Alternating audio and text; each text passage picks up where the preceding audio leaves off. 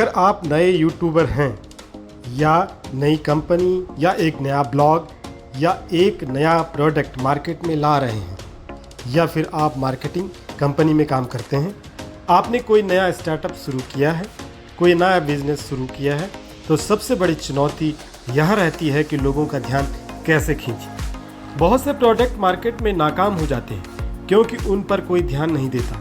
कई कंपनियां शुरुआती चरणों में ही नाकाम हो गई।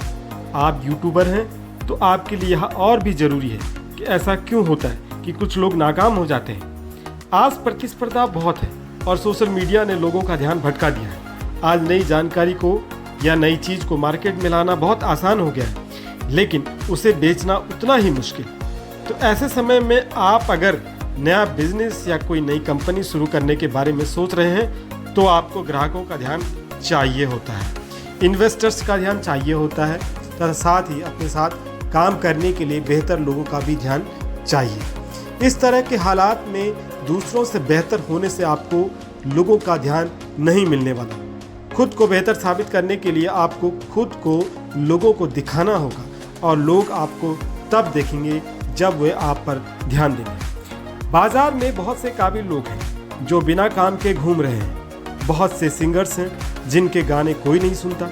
वे अच्छा काम करते हैं लेकिन लोगों का ध्यान नहीं खींच पा रहे हैं। इसलिए आपको यह सीखना होगा कि किस तरह से आप लोगों का ध्यान खींच सकते हैं। लोगों का ध्यान कैसे खींचें, एक उदाहरण से हम समझते हैं। जब आप कुछ लकड़ियों में आग लगाते हैं तो आप सबसे पहले एक छोटी सी चिंगारी या फिर एक माचिस की तीली से शुरू करते हैं। इसके बाद आप उसके ऊपर छोटी लकड़ियां रखते हैं और फिर बड़ी लकड़ियां रखते हैं।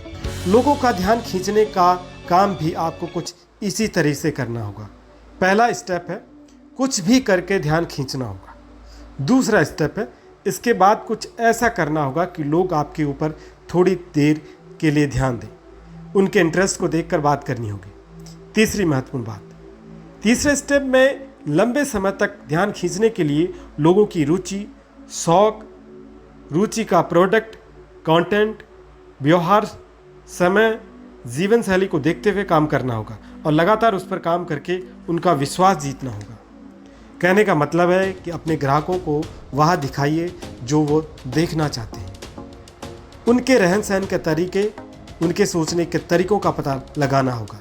उनकी ज़रूरतों का ख्याल रखना होगा। कर्मचारियों की सैलरी के साथ साथ उनके काम की परिस्थितियाँ, उनके स्वास्थ्य, मनोरंजन और सुविधाओं का ध्यान रखना होगा। ग्राहकों के लिए सेवाओं का ध्यान रखना होगा।